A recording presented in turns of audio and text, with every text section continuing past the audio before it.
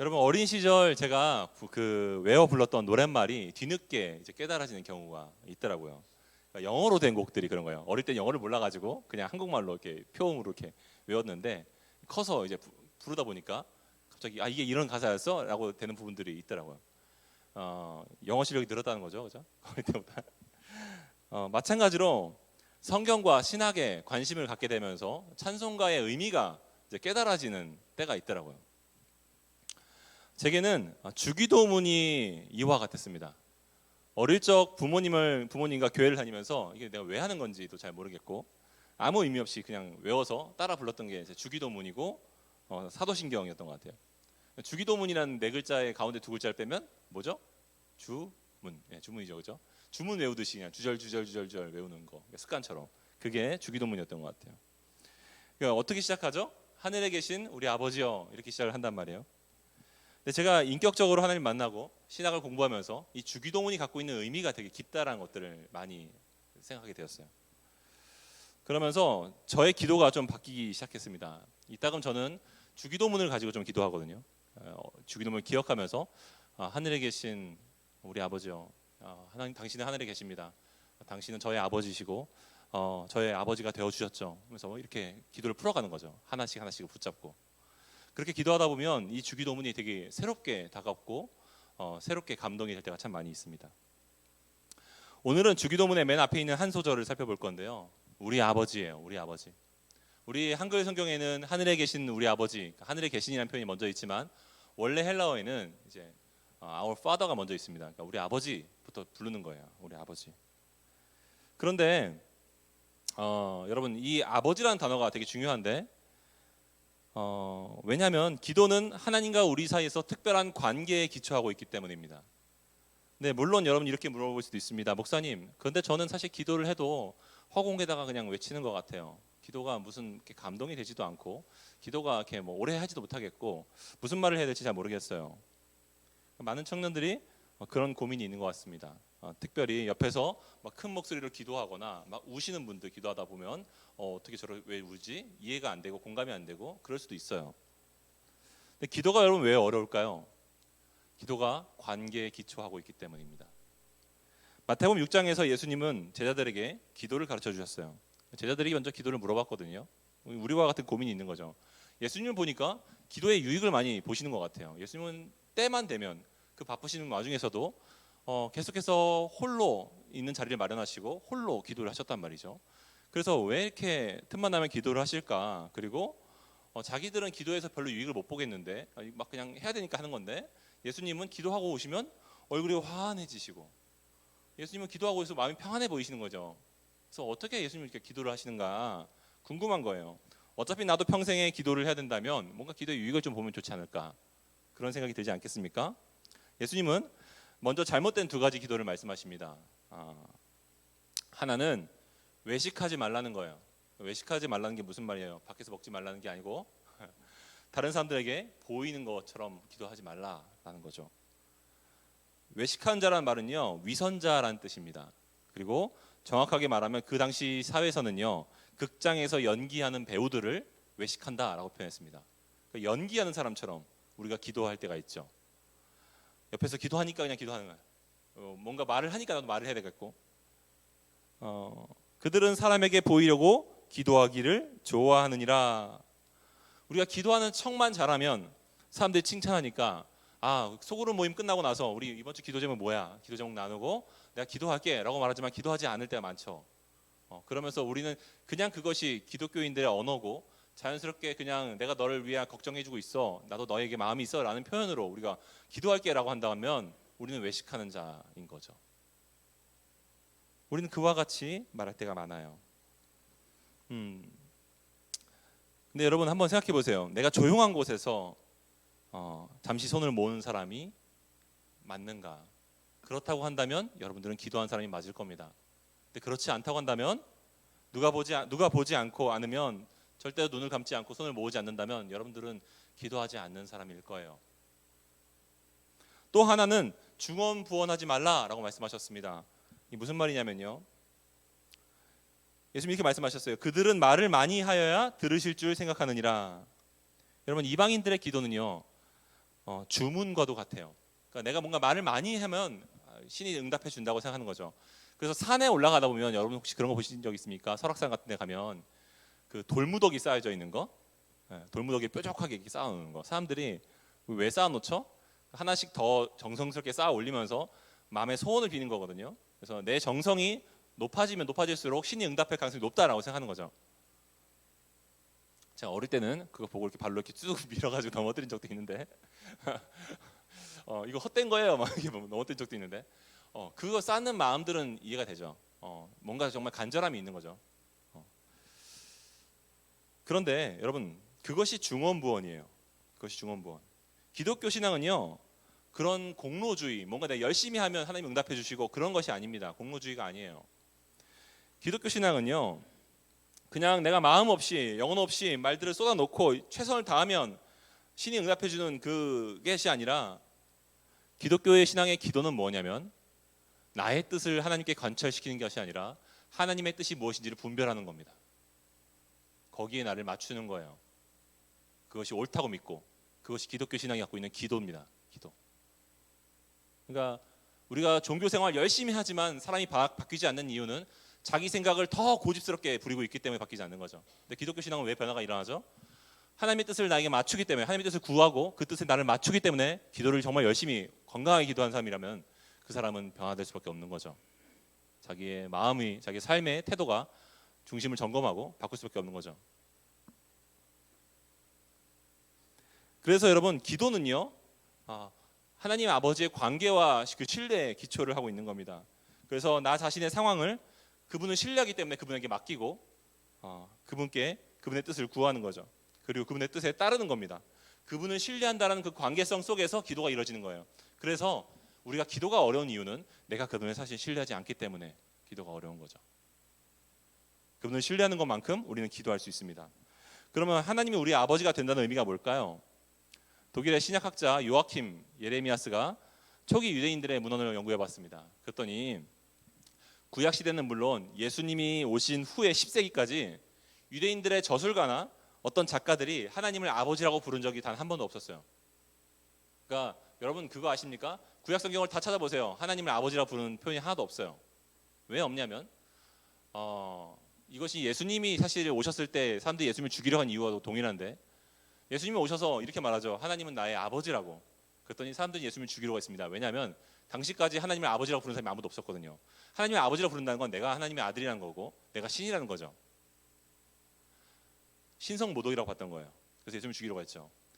그런데 그냥 하나님은 유일신, 그래서 초월적인 신으로 생각했지 사람들이 그분의 어떤 인격체로 보지 않았습니다. 그런데 아들이 등장하면서, 그 예수 그리스도가 등장하면서 아버지됨이 있으신 거구나, 아들인 관계가 있는 거고 성령이란 분이 있구나라는 것들이 드러나기 시작하죠. 그러니까 예수님은 하나님의 어떤 분이신지 우리가 더 많이 보여주시는 분이십니다. 그래서 예수님이 등장하고 나서 우리는 하나님을 더 알게 됐지, 예수님이 오시기 전에는 우리는 하나님이 어떤 분이신지 잘 몰랐어요. 그분이 아버지 되심도 성품도 잘 모르는 거죠 우리가. 자, 그런데 우리가, 예수님이 우리한테 이렇게 말씀하시는 거죠.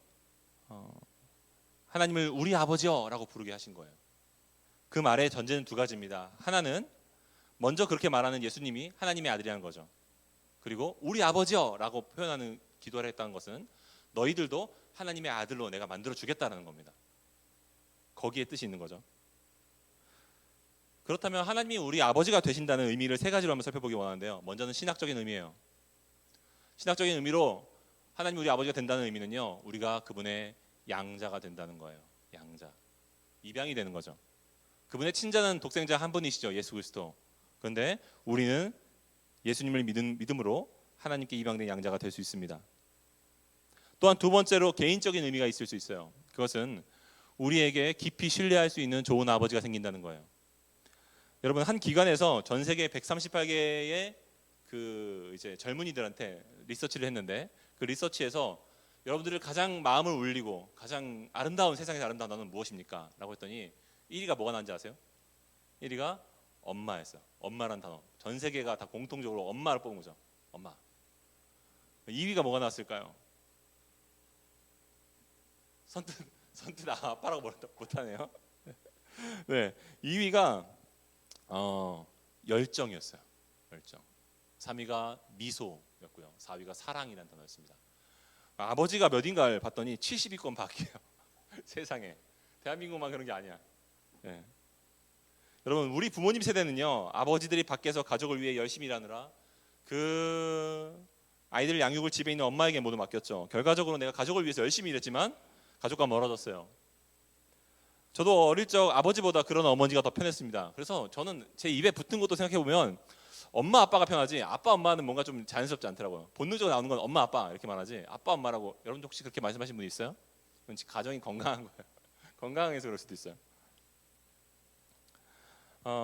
물론 여러분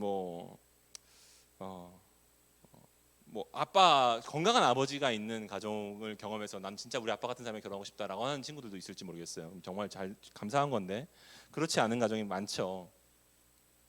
여러분, 부모는요, 중요한 건 아빠냐 엄마냐가 중요한 게 아니고 부모가 건강하지 못한 경우에 그 자녀들은 부모의 영향력, 안 좋은 영향력을 평생을 짊어지고 가게 된다는 게 문제인 거죠.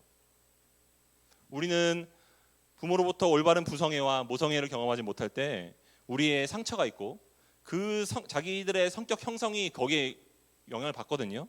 그래서 한평생 그 결핍을 메꾸려고 살아가는 이 시대 청년들이 많다라는 겁니다. 그런데 하나님의 자녀가 된다는 것은 우리에게 좋은 아버지가 생긴다는 거예요. 스바냐 3장 17절은 이렇게 말합니다. 하나님 말씀하시는 거죠. 그러니까 하나님이 너로 말미암아 기쁨을 이기지 못하시고 너를 잠잠히 사랑하시고 너로 말미암아 즐거이 노래 부르며 기뻐하시리라. 여러분들의 부모님이 어딜 가나 여러분들 자랑을 하는 거죠. 아, 우리 주영이는 정말 대단해. 우리 주영이 너무 사랑해. 우리 충원이 너무 기특하고 우리 어디 가나 막 자랑하고 다니는 거예요. 너무 좋아. 즐거이 찬양을 부르는 거죠, 막. 그런다고 한다면 기분 좋지 않겠어요? 생각만 해도 기분 좋죠. 네. 근데 그렇지 않을 때가 더 많잖아요. 그렇지 않을 때가 많고 부모님은 늘 우리를 걱정하시고 뭔가 우리가 늘 못마땅하시고 뭔가 그런 부분도 있을 수 있죠. 그런데 여러분, 정말로 하나님은 여러분들을 그렇게 생각하십니다. 정말로 하나님은 여러분들을 그렇게 기뻐하시고 즐거워하시고 여러분들을 위해서 자랑하시면서 살아가신다는 거죠. 세 번째로 공동체적인 의미가 있습니다. 예수님은 우리 아버지라고 부르셨어요. 그러니까 너희가 기도할 때 저의 아버지라고 기도하지 말고 우리 아버지라고 기도하라고 했습니다. 왜 우리 아버지라고 했을까요? 여러분들이 우리 아버지라고 먼저 기도할 때 우리들이 생각나게 하신 겁니다. 우리들의 아버지여라고 기도하십시오. 우리들의 아버지, 그 의미예요. Our Father, 우리들의 아버지. 그러니까 우리는 개인적으로 기도할 때 나의 필요만 놓고 기도하는 게 아니라 우리들의 문제를 끌어안고 가는 겁니다. 우리들의 공동체, 내 옆에 있는 지체들, 우리들의 아버지. 그래서 제임스 패커 교수는요, 이런 말을 합니다. 예수님이 가르쳐 주신 기도가 가족에 대한 관심을 갖고 있다고 말해요. 주님의 몸된 교회, 가족에 대한 관심이 있는 거죠. 그러니까 내가 하나님을 열심히 사랑한다고 말하면서 공동체를 위해서, 내 교회를 위해서 기도하지 않는 사람은 뭔가 하나님을 건강하게 사랑하고 있지 못한 사람일 가능성이 높습니다. 하나님의 자녀라고 한다면 그분의 가족을 되게 사랑할 거예요. 그래서 우리들의 아버지라고 기도하십시오. 여러분, 우리 아버지라고 부르는 특권이 있습니다. 하나님이 우리 아버지가 되셔서 좋은 것이 무엇이 있을까요? 먼저는 자녀가 된 것에 대한 기쁨이 있겠죠. 좋은 아버지의 자녀가 됐다면 내가 그것에 대한 기쁨이 있을 겁니다. 자부심이 있을 것이고. 한 신학자는 우리가 하나님을 향해서 아버지라고 부르는 것은 간절하게 부르는 요청인 동시에 그분이 이 얘기를 들어주실 것이라는 확신이라는 거라고 말합니다. 그러니까 충분한 관계의 신뢰 속에서 나오는 자신감인 거죠. 여러분, 살면서 내 고민을 사람들과 나누지 않는 이유가 뭘까요? 여러분들은 무엇입니까? 내 고민을 잘 나누지 않는 이유는 상대방이 내 이야기를 어디서 흘릴까 봐 걱정해서 그런 것도 있지만, 대부분은 내가 아무리 좋은 관계여도 내 얘기를 나눠도 그 상대방이 이 얘기를 내가 그 상대방한테 나눈다고 해서 내 문제가 해결되지 않을 거라는 생각이 있기 때문에 우리가 잘 나누지 않는 거죠. 그런데 여러분, 부르면 들어주시고 응답해 주신 분이 있다고 한다면 어떨까요? 물론 여러분 중에는 그래도 안 요청할 것 같다고 생각하는 분도 있을지 모르겠어요. 난 그래도 안 요청할 건데 내가 그냥 내 힘으로 할 건데, 그런 분들은 대부분 자기가 자기의 부모님과 어릴 때 그런 경험을 하지 못했기 때문에 지금 그런 그림이 그려지지 않는 거예요. 근데 건강한 부모님 아래서 건강하게 자라는 자녀는, 그리고 부모에게 요청할 때마다 부모가 정말 잘 들어줬던, 그리고 그러면서 오히려 자아가 건강하게 자기의 어떤 자존감도 길러지고 자기가 자기 스스로 할 수 있는 독립성도 길러지는데, 하지만 정말 내가 꼭 부모의 도움이 필요할 때는 요청할 수 있는 자녀로 자라났다면 그 자녀는 어떤 상황이 만났을 때 부모에게 요청할 겁니다. 자신감 있게.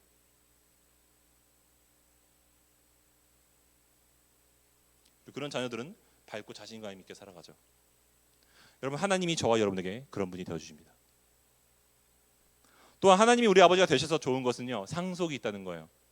자녀가 된다는 것은 로마서 8장 17절에 이렇게 말합니다. 자녀이면 상속자, 하나님의 상속자요 라고 말하면서 너희는 그리스도의 것이기 때문에 모든 만물이 다 너희 것임이라고 말합니다. 우리가 하나님이 온 세상을 갖고 계신 분이기 때문에 우리가 하나님의 자녀가 된다면 우리는 하나님이 이 온 세상을 우리에게 상속으로 주신다는 겁니다. 여러분, 하나님은 왜 우리를 자녀 삼으셨는가? 그분이 가진 모든 것과 모든 기쁨을 우리에게 나눠주기 원하셨던 거예요. 그분은 우리에게 모든 것을 주기 원하십니다. 자기의 생명까지. 물론 여러분들이 이렇게 생각할 수도 있겠죠. 내가 예수를 믿은 지가 벌써 몇 년인데 저는 뭐 하나님이 나한테 뭐 돈도 안 주시고 뭐 크게 막 엄청난 재산을 주신 것도 아니고 뭐 그런 물질의 복이 없는데요. 여러분, 자녀가 원한다고 모든 물질의 유익을 다 줍니까? 자녀가 원한다고 사탕을 다 줍니까? 그럴 수는 없는 거죠. 그 건강한 부모를 경험한다는 건 뭐 자녀가 원하는 대로 마약도 주고 뭐 그런 것이 아니죠. 건강한 부모가 된다는 건 그 자녀에게 정말로 유익한, 지금 시기에 유익한, 그래서 정말 그 자녀가 건강하게 자랄 수 있도록 이끄는 것이죠. 하나님은 우리에게 만물을 선물로 주기를 원하십니다. 궁극적으로 더. 그러면 여러분들이 이 말을 이해한다면요, 어떤 재벌보다 내가 더 부유하고 더 특권이 많다는 것을 깨닫게 되실 겁니다. 이 말을 정말 이해하신다면. 정신 승리가 아니라요, 마치 재벌집 막내 아들처럼 나는 집에 넉넉한 재산이 있는데 지금 내가 가난한 것은 아버지가 뜻이 있어서 내가 지금 수련 중이다 라고 받아들일 수 있는 거죠. 제가 결혼을 앞두고 전셋집을 구하러 다니는데 이제 LH에서 해서 무슨 뭐 7천만 원 이렇게 이제 지원금을 받아서 갈 수 있는 방향이 생겼는데 7천만 원이 생겨도 내가 갖고 있는 목돈이 별로 없으니까 집을 구하기 너무 어려운 거예요. 근데 이제 그때 그런 마음이 들더라고요. 이 많고 많은 것이 다 하나님의 집인데 어딘가 내가 살 집이 있겠지. 하나 주시겠지. 뭐 필요하신 적합한 곳에, 우리 가족에게 적합한 곳에. 그래서 방을 찾았고 들어가서 결혼을 해서 잘 살아왔어요, 지금까지. 그 이후로 우리 자녀가 태어날 때마다 조금 더 넓은 집들을 허락해 주셨고, 뭐 집이 저희가 잘 사는 집은 아니지만 부유하진 않지만 부족하지 않게 하나님이 살게 하셨습니다. 그냥 저는 하나님이 저를 너무 잘 아셔서 저의 삶에 가장 필요한 방법으로, 가장 제가 겸손할 수 있는 방법으로 저를 인도하고 계신다고 믿어요. 문제는 이것이죠. 우리가 그 하나님을 아버지로 인정하려고 하지 않는다는 거죠. 그분이 주신다는 것도 잘 공감되지 않는다는 거예요. 그래서 아무리 그분이 확신을 주시려고 해도 내가 확신을 받지 않는다는 거죠. 여전히 불안해하고, 여전히 통장이 좀 부족하면 불안해 떨고, 여전히 그분을 신뢰하지 못합니다. 그분의 자녀됨의 기쁨이, 그 자신감이 우리에게 없는 거죠. 마찬가지로 이스라엘 백성들은요, 하나님을 아버지로 생각하지 않았습니다. 그래서 기도의 기초가 없기 때문에 기도가 진심으로 우러나오지도 않았어요. 기도를 해봐도 인격적인 대화가 아니었고, 내 급한 필요를 구하고 응답되지 않으면 그래, 기도는 모르겠어, 기도해봐야 소용없어, 그게 아니면 하나님은 나한테 너무 하신 것 같아 라고 하나님을 원망하는 거죠.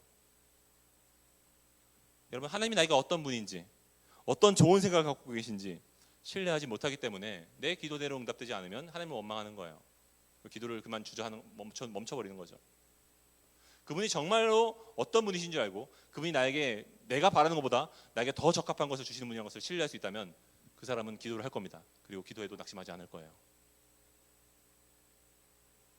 그러므로 누가 진심으로 기도한다면요, 그는 하나님이 자기의 좋은 아버지인 것을 인정하는 사람입니다. 근데 누가 기도하지 않는다면 그 사람은 하나님이 나에게 좋은 하나님이라는 것을 사실 신뢰하지 못하는 거예요. 창세기 3장에서 뱀은 하와에게 하나님을 불신하게 했습니다. 하나님은 아담에게 네가 선악과를 먹으면 정령 죽으리라고 말씀하셨고 그것은 우리의 영혼이 죽음에 이른 상태에 이른다고 말씀하신 거예요. 우리가 하나님과 단절돼서는 우리는 영원히 살 수 없거든요. 그 의미입니다. 그런데 뱀은 하와에게 네가 선악과를 먹으면 정령 죽지 아니하리라. 네가 먹으면 하나님처럼 될까 봐 하나님이 두려워해서 너에게 선악과를 먹겠다라고 말하는 거죠. 먹지 말라고 했다는 거죠. 그 여자는 자기를 지으신 하나님 말보다 피조물인 뱀의 말을 더 신뢰했습니다. 아담은 자기를 지으신 하나님보다 자기의 와이프의 말을 더 신뢰했죠. 그럼으로써 그들은 영원한 생명을 잃어버렸습니다. 타락의 본질이 거기죠. 하나님보다 다른 것을 더 신뢰하는 것. 여러분, 우리는 지금도 얼마나 하나님, 내가 당신을 더 이상 믿지 못하겠습니다 라면서 살아가고 있습니까? 내가 급할 때, 정말 중요한 일이 있을 때는 우리는 하나님보다 내가 갖고 있던 소신 혹은 내 필요, 지금 당장 세상에서 말하고 있는 어떤 지혜로운 그런 선택들을 더 신뢰하지 않습니까? 그것이 매일 선악과를 먹고 있는 거예요. 하나님보다 더 신뢰하고 있는 것들, 하나님보다 더 의지하고 있는 것들, 하나님보다 더 먼저 찾고 있는 방편들, 그 중심을 한번 생각해 보세요. 이것이 바로 우리가 타락했으며 우리가 영원한 생명이 아니라 유한한 생명의 산소호흡기를 대고 있다는 증거예요. 그래서 구약의 마지막 책인 말라기에서 하나님은 이렇게 자기 백성에게 말씀하십니다. 내가 아비일진데, 내가 너희들의 아비일진데 나를 공경함이 너희에게 어디에 있느냐? 내가 아비인데 너희가 나를 공경함이 어디에 있느냐? 너희가 나를 신뢰함이 어디서 확인되느냐? 여러분, 우리는 어떻게 하나님과 나와의 관계가 아버지와 자녀의 관계 안에 있는지 밖에 있는지 알 수 있을까요? 내가 하나님과 건강한 관계에 있는지 아닌지 어떻게 알 수 있을까요? 토마스 왓슨은 이 부분을 간파하고 이렇게 말합니다. 우리는 자녀로서의 기질을 가지고 있을 거라는 거예요. 건강한 자녀란다면 자녀의 기질, 그 첫 번째 기질은 뭐냐면 눈물입니다. 애통이 있는 거죠. 무슨 말이냐면 아이가 그의 아버지에게 잘못한 것 때문에 아버지에게 앞에서 우는 것은 내 잘못에 대한 억울함이 아니라 그 아버지의 마음을 아프게 해드린 것에 대한 울음이 있는 거죠. 우리가 정말로 하나님의 자녀란다면 하나님 앞에서 내가 하나님 마음을 아프게 해드린 죄에 대한 회개가 있을 겁니다. 여러분, 사람들은요 지옥에 가지 않기 위해서 죄를 지으면 안 된다고 생각하지만요, 칼빈은 이렇게 말합니다. 참된 그리스도인이라면 지옥이 없어도 죄를 짓지 않을 것이다. 왜냐하면 하나님의 마음을 아프게 해드리고 싶지 않아서, 내가 사랑하는 분의 마음을 아프게 해드리고 싶지 않아서. 두 번째 특징은 뭐냐면 공감이에요. 무슨 말이냐면 아버지를 향한 공감으로 가득 차 있는 거죠. 하나님 아버지를 누가 헐뜯거나 불명예스럽게 말하면 그것에 분노하는 겁니다. 그분의 마음이 그분의 기쁨과 그분의 슬픔을 공감하는 거죠. 세 번째 특징은 사랑입니다. 하나님 아버지를 사랑하는 거예요. 여러분, 장로교회는 어렸을 때 유아세를 베풀죠. 그리고 나서 입교라고 하는 것을 합니다. 성인이 되면. 입교식은 뭐냐면 이제 너가 이제 하나님의 언약 백성이어서 네가 이제 유아세를 받았지만 결국 너의 신앙이 중요하다는 거죠. 너의 믿음의 고백이 중요하고 그게 너의 믿음이 된다는 거예요. 여러분 기억하셔야 됩니다. 여러분들의 부모님의 믿음이 여러분을 구원해 주진 않아요. 여러분들의 믿음이 필요한 겁니다. 예수님을 내 마음의 구원자요 주님을 영접하셔야 되는 거죠. 그리고 여러분들이 하나님을 사랑하셔야 되는 거예요. 마지막 특징은 공경이에요. 그분을 향한 자세인 거죠. 여러분들은 어떤 마음으로 하나님을 대하고 계십니까? 어떤 태도로, 어떤 언어로, 어떤 자세로 한번 생각해 보세요. 여러분들, 제가 한번 이런 생각을 한 적이 있었어요. 예전에 청년 때 기도를 하는데, 신학생 때 기도를 하다가 이런 마음이 들었습니다. 예수님이 다시 오신다고 약속하셨는데 만약에 오늘 예수님이 다시 오시면, 뒷문을 열고 들어오시면 나는 어떻게 반응할까? 참된 그리스도인들이라면, 참된 그리스도인이란다면 예수님 앞에서 당황해야 할 거고, 엎드려 우는 사람도 있을 거고, 환호하고 기뻐 춤추는 사람도 있을 거고, 당연히 그분의 몸짱한 손을 만져보면서 펑펑 우는 사람도 있을 거고, 그분의 품에 안기고 싶은 사람들, 그분의 발 옷자락을 붙잡는 사람도 있을 겁니다. 참된 그리스도인들한다면, 참된 그분의 백성이란다면 그럴 거예요. 근데 그렇지 않다면, 사탄이라고 한다면 당황해야겠죠. 두려워 떨겠죠. 도망가겠죠. 그 시간을 불쾌하게 느끼겠죠. 여러분들 하나님 어떻게 대하십니까? 그분을 공경하고 그분을 경외하는 마음이 있으십니까? 그것이 자녀됨의 특징이에요. 자, 그러면 여러분이 묻습니다. 여러분들은 하나님이 나의 아버지가 된다고 정말 믿으십니까? 그 말은 자식으로서의 기질들 중에서 일부가 여러분들에게 정말 있다고 확인되십니까? 그렇다면 여러분들은 정말로 하나님의 아버지의 자녀가 맞을 거예요.